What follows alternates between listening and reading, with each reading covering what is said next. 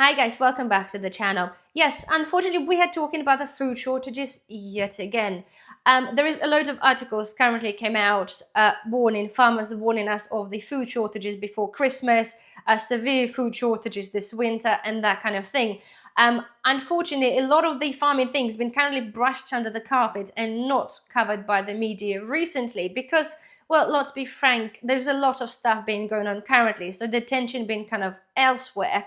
However, there is still a lot happening. You're probably aware, okay, that there was already a protest in London due to the inheritance tax and farmers kicking off because, well, frankly, it's going to have a really, really massive impact on the 70% of farmers.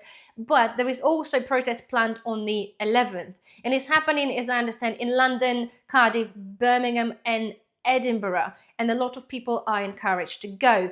To some of you, okay, we mentioned the food shortages, and farmers have threatened us with the food shortages already, and I covered this a good few weeks ago. Some of you like, well, nothing happened, there's no food shortages. Well, count yourself lucky if it didn't happen to you, because at the time they were talking about, it was selective areas and selected farmers. It was basically their option to either supply or not supply.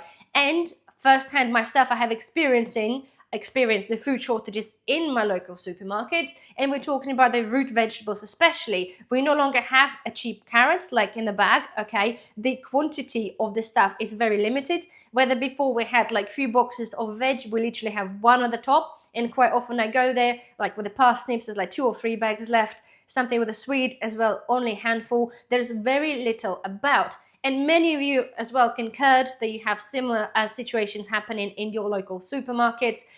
It's either things are not there. Some of you said about the fruits, but obviously that's a different issue. But when we're talking about the winter vegetables, they will be to do with the farming. And again, just point out, it is a selected areas because it was down to the specific farmers to make a choice whether to do this or not. So if you have not seen this in your local supermarket, then just count yourself lucky. But you probably still find that the amount of food is still restricted, and the price of food, especially the fresh produce, has certainly gone up as well. So now, because nothing has happened in terms of the government, taking a step back and actually rethinking, and there's a few other comments that I've seen done by the government, or I've heard, sorry, done by the government towards farming, which were quite hurtful, on the top of the already things they said. And it's pretty much in a nutshell saying that you don't like it, you know where the door is. And at the same time, they've also been coming up and saying the fact of what the plans are actually with the farmland is to, put some certain dwellings. I use this word as a word of caution, I call it that. And having some solar farms and some wind farms. Funny enough, but there was a report on the wind farms that we actually paying like £1 million to turn them off because when it's too windy, our system can't handle it. So again, this is subject for another video. But nonetheless, when all this information comes up, you can see why the farmers and people are getting more angrier. The fact as well that the latest deal with the USA for the import of their meat.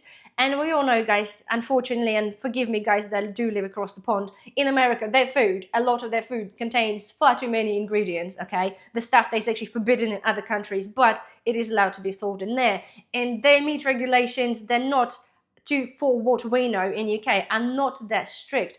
And apparently they're allowed to use antibiotics and other things into the meat. So before, when it gets imported here, basically there are not that strict of a control. So I appreciate there is meat here, and the people, farmers do use antibiotics in certain farms for the meat. But the fact is I understand, okay, the deal was made with America for their not so great quality of meat, yet our farmers are getting kind of like behind. And the fact as well that they are stopping the support or promotion of British agriculture in the different countries. They basically pulled the funding for that. You can see kind of built a better picture. So for the people who are, again, thinking, well, it doesn't matter because we can import stuff. Okay, we can import stuff. We can import the meat that is full of antibiotics and other crap for now. Okay, any other thing that's happening, and again, especially US heavily involved somewhere else right now, be it something happening, okay, if we solely rely, okay, on imports as an island, and the farmers did say, to be fair, okay, if they stop, they will be relying 100% on the imports. Any natural disaster, any man-made disaster that will be happening, we will be getting no food coming in. So if there's no farmers at all, okay, because they decided to, get rid of all the farmers and put some solar farms and some wind farms and some other dwellings, then, well, what are we going to do? So you can see the anger, okay, why the farmers are really, really angry.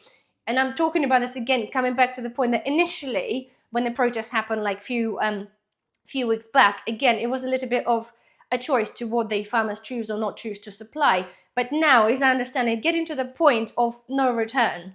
Okay, there is nothing for them to lose anymore because they've taken away so much from them. The only way for them is to go forward and trying to get a resolution. So my point to you is, again, who thinking their shortages might not be happening, it's great if they don't, okay? It's coming up to Christmas, but I think the farmers are now at the point now where, to be fair, they're going to be making more tougher decisions that will be affecting ourselves a little bit more. And technically, it won't be quite their fault, okay? If you support the farmers, you understand how important the whole agriculture is, to ourselves and especially to them. Just imagine, a majority of the farms been there in the generation after generation. So it is very, very important. So I won't blame them for them to be taking a little bit more of a serious action in terms of actually stopping the food going into the system.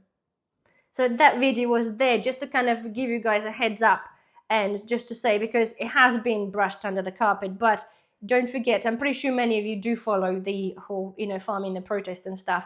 There will be gatherings, and there is apparently a lot of people are planning to go. Again, there'll be tractors and there'll be people by foot as well. Apparently, it's meant to be like being even bigger than what happened then. So I really do hope they get to the resolution, but unfortunately, knowing so far how things have turned out, I don't think they're going to get the answers they're looking for. So for us guys, in the end, we just got to be ready to what's going to be happening, and in terms of the food shortages potentially, and just be behind our farmers anyway. But on a positive note, I actually thought about it. It wasn't quite sure, but Morrison's offering 5% to a farmers, okay, as a discount to online or shop. If you go in person, you just have to show them like NFU card or whatever, license card. So I'm not sure whatever it is, but there's a couple of cards that the farmers can show to prove that they are farmers or in the industry.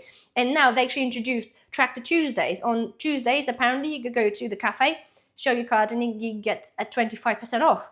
And I thought about it, initially, that's a good idea, right? So the guys can go and get themselves a discount. And I'm thinking, if you go to the cafe, right, so you get yourself a coffee and you probably end up having a full English breakfast.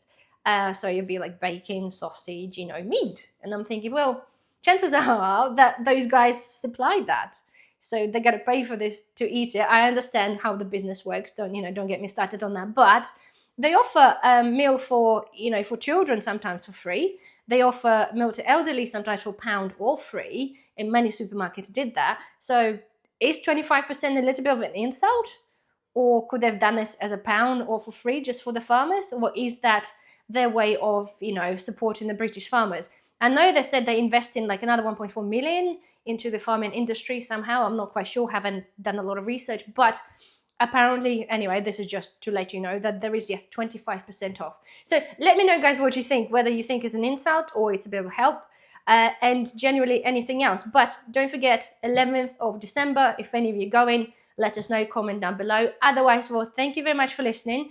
Stay prepared, and I shall see you in the next video. Bye-bye.